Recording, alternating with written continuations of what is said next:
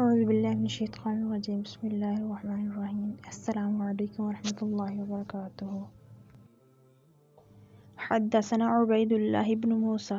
قال أخبرنا حنظلة بن أبي سفيان عن إكرمة بن خالد عن ابن عمر رضي الله عنهما قال رسول الله صلى الله عليه وسلم بني الإسلام على 5: شهادة أن لا إله إلا الله وأن محمد رسول الله وإقام الصلاة وإيتاء الزكاة والحج وصوم رمضان۔ ہم سے عبید اللہ بن موسیٰ نے یہ حدیث بیان کی۔ انہوں نے کہا کہ ہمیں اس کی بابت حنظلہ بن ابی سفیان نے خبر دی۔ انہوں نے اکرمہ بن خالد سے روایت کی۔ انہوں نے عبداللہ بن عمر رضی اللہ تعالیٰ عنہ سے روایت کی کہ رسول اللہ صلی اللہ علیہ وآلہ وسلم نے فرمایا، اسلام کی بنیاد 5 چیزوں پر قائم کی گئی ہے۔ اول، گواہی دینا کہ اللہ کے سوا کوئی معبود نہیں اور بے شک محمد صلی اللہ علیہ وآلہ وسلم اللہ کے سچے رسول ہیں، اور نماز قائم کرنا اور زکوٰۃ ادا کرنا اور حج کرنا اور رمضان کے روزے رکھنا۔ Narrated Ibn Umar رضی اللہ تعالیٰ عنہ Allah's Apostle said, Islam is based on the following 5 principles. First, to testify that none has the right to be worshipped but Allah and Muhammad sallallahu alaihi wasallam is Allah's apostle. Second is that to offer the prayers dutifully and perfectly. Third, to pay zakat. Fourth, to perform hajj. Fifth, to observe fast during the month of Ramadan. حدثنا عبد الله بن محمد قال حدثنا أبو عمرو الأقدش قال حدثنا سليمان بن بلال عن عبد الله بن دينار عن أبي صالح عن أبي هريرة رضي الله عنه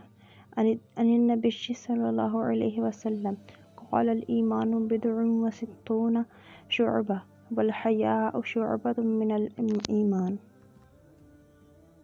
ہم سے بیان کیا عبداللہ بن محمد جعفی نے، انہوں نے کہا ہم سے بیان کیا ابو عامر اقدی نے، انہوں نے کہا ہم سے بیان کیا سلیمان بن بلال نے، انہوں نے عبداللہ بن دینار سے، انہوں نے روایت کیا ابو صالح سے، انہوں نے نقل کیا ابو ہریرہ سے، انہوں نے نقل فرمایا جناب نبی کریم صلی اللہ علیہ وسلم سے،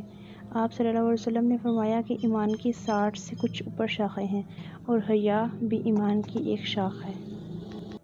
Narrated Abu Hurairah رضی اللہ تعالیٰ عنہ The Prophet صلی اللہ علیہ وسلم said, Faith consists of more than 60 branches and haya is a part of faith. حدثنا آدم بن أبي إياس قال حدثنا شعبة عن عبد الله بن أبي السفر وإسماعيل بن أبي خالد عن الشعبي عن عبد الله بن عمر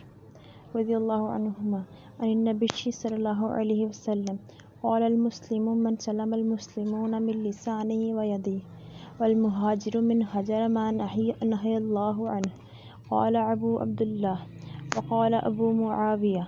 حدثنا داود عن عامر قال سمعت عبد الله عن النبي صلى الله عليه وسلم وقال عبد الأعلى عن داود عن عامر عن عبد الله عن النبي صلی اللہ علیہ وسلم۔